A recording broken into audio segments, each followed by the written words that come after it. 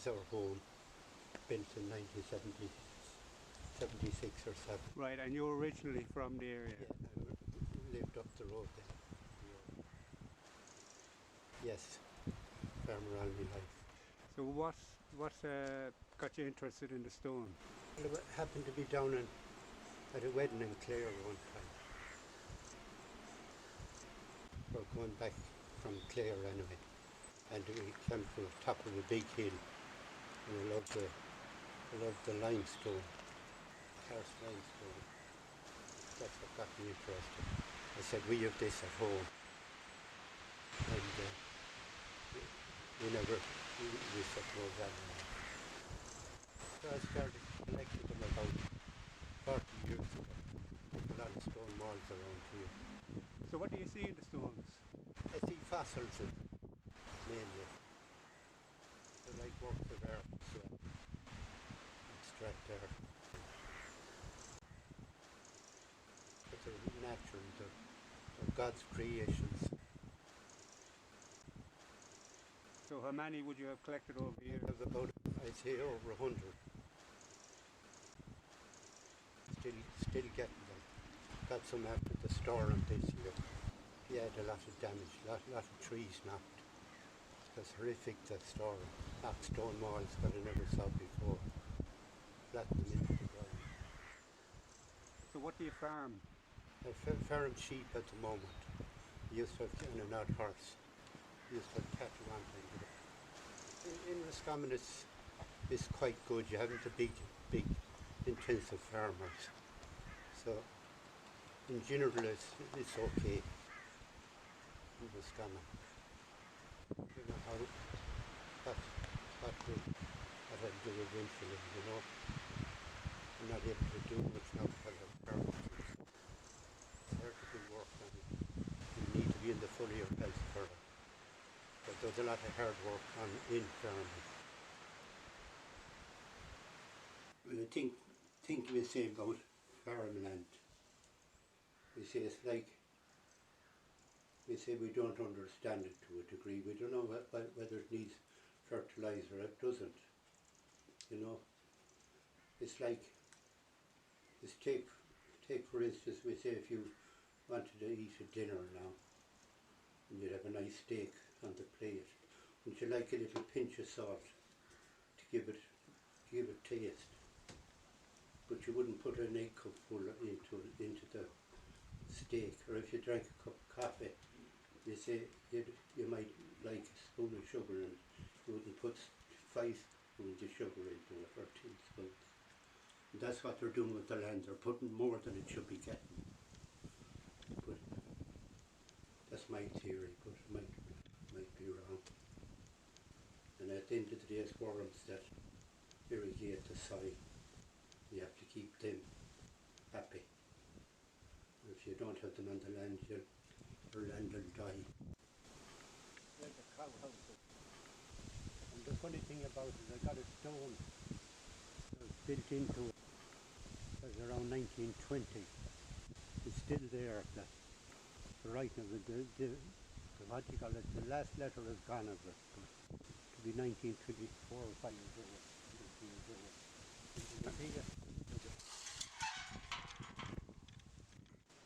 There.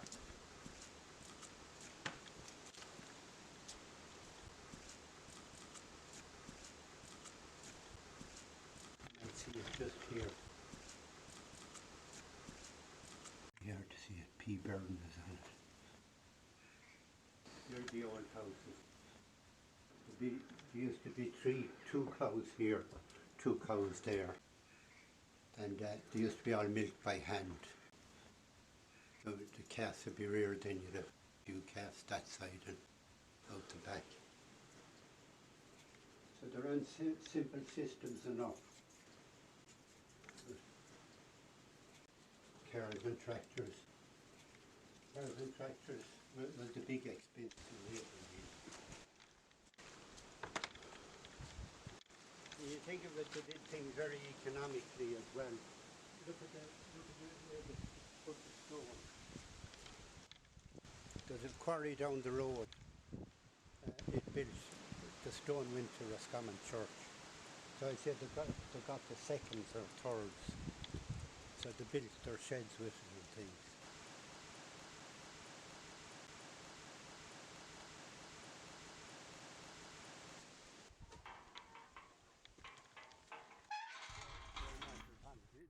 This is a valley area. When you get big floods, the water all comes this direction because you have hills every side. So when you get heavy rain, it's like a river here. So the reason the roads was windy was to hold the flow, and that pond's still along to hold it better. But if you had a straight flow to come like that, you wouldn't be able to handle it.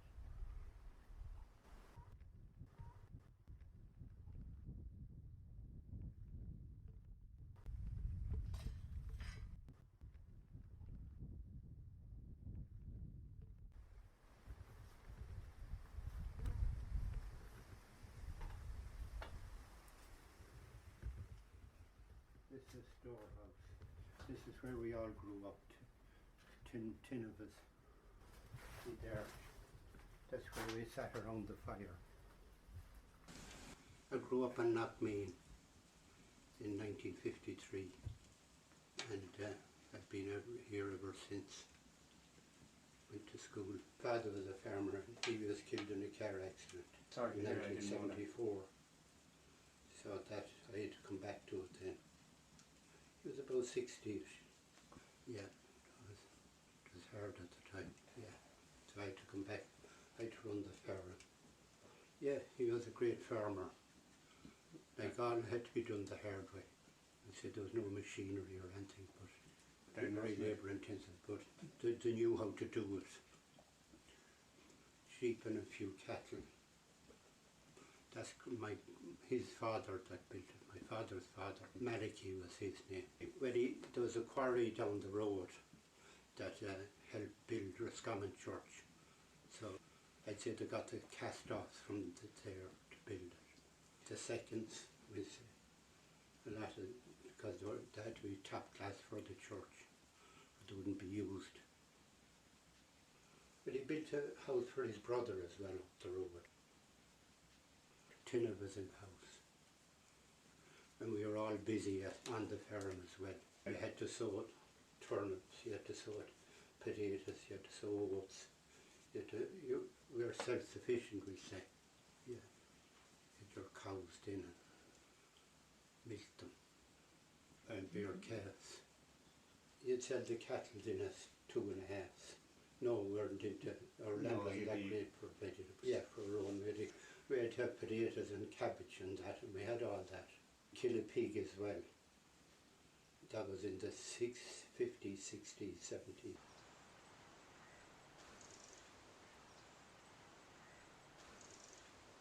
The road was going through the hill up there, but they stopped it at the time.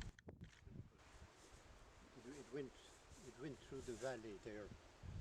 It went up as far as Skryne.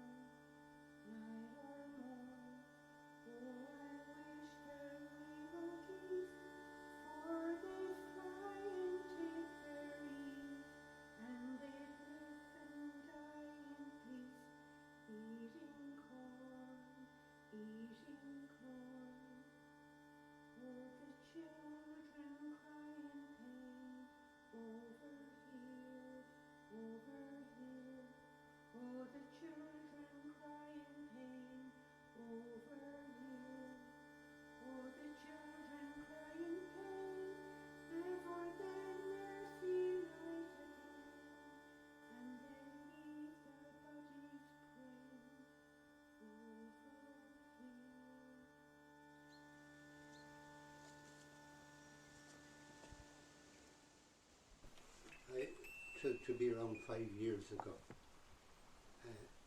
So during COVID, and I got all my injections and everything. And it was shortly after I started to get these shakes, not saying it had anything to do with it, you know. But I started getting minor shakes and it went from there. And it's happened now this 5 or 6 years. I'm able to manage, but I'm not able to do that much work like I used to, physical work. And you'd miss it to a degree. What I think really they were powerful injections, and it probably was in me, the Parkinson's, because my mother died from it. And it might have just triggered it forward, you know. I'm only surmising that, you know. And it's hard when you're fit and well able to walk and run and nearly run. Next thing to be struck down, so it just tell you how life is, you know, that anything can happen. You only live from week to week, day to day, and you have to make the best of it when you're on this planet, haven't you?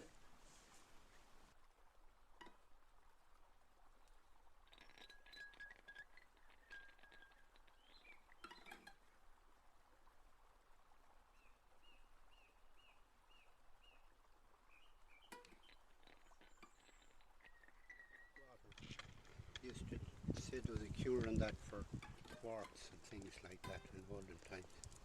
See them thistles, they're rareish as well. Tremaine is situated in the parish of Atlegan-Knockcrockery and it's about 3 miles south of Roscommon town. Carrickmore is situated on the hill of Tremaine. It's a large hill with a lot of stone rocks on the side which may have been formed by erosion. The rocks are limestone, the remnants of an ancient sea, and you can still see some little animals in it if you look. It was said to me once that it was possibly a cairn, and if you look on Google Maps you can see plenty of ancient sites around, ring forts and an old famine road. So we used to go up through the fields with our Uncle Thomas when we'd visit the farm in the summer months. We would wear Wellington boots, which I think was a Santa present for me one year, red Wellington boots, because I really wanted them. We'd never meet anyone there, so Thomas would explain to us the significance of the stones. He liked the look and shape of them, but you could see the coral, ancient coral, and little animals in them. Yeah, we never had anyone else on that hill. It was, except a few sheep and some hares, and it was our own little private place to explore.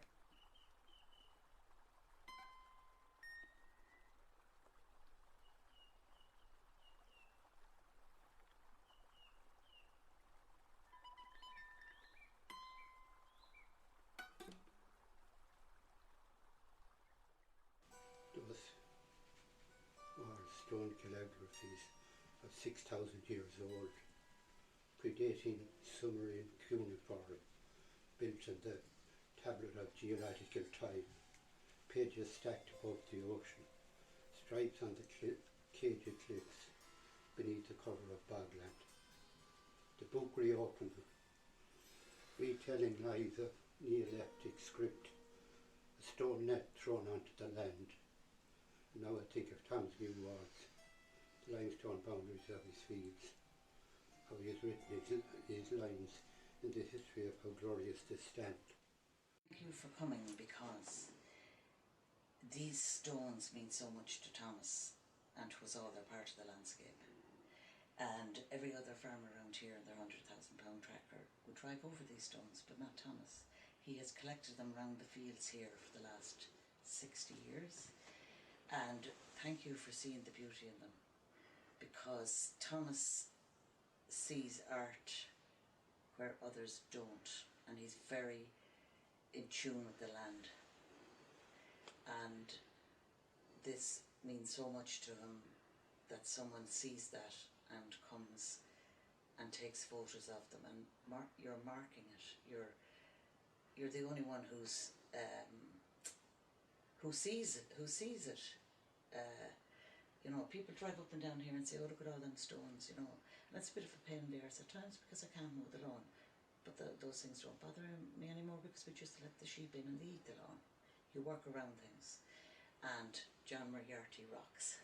I don't just think about those mountains and those hills, you know, I think with them. I mean, you have a sense that you're sitting among them and you're thinking with them and you're dreaming with them and they're dreaming with you, and I don't think it's a fantasy, you know. I mean, you're actually dreaming their dream with them, you know, you're in some kind of dream time with them. So in that sense, place is hugely important to me. And it is, yeah, you're supported. I mean, Ireland is infinitely hospitable to someone who wants to think with it. I love it when I look out into a land, and it's almost like, there are days there, like when it's the first morning of the world, and if you look out, when I lived in Kildare for a while, and every place I looked, I saw human intention and purpose, you know, in the land. And here, when you look out, you don't see human intention and purpose, so you're still in the dreaming. You're still in the dreaming.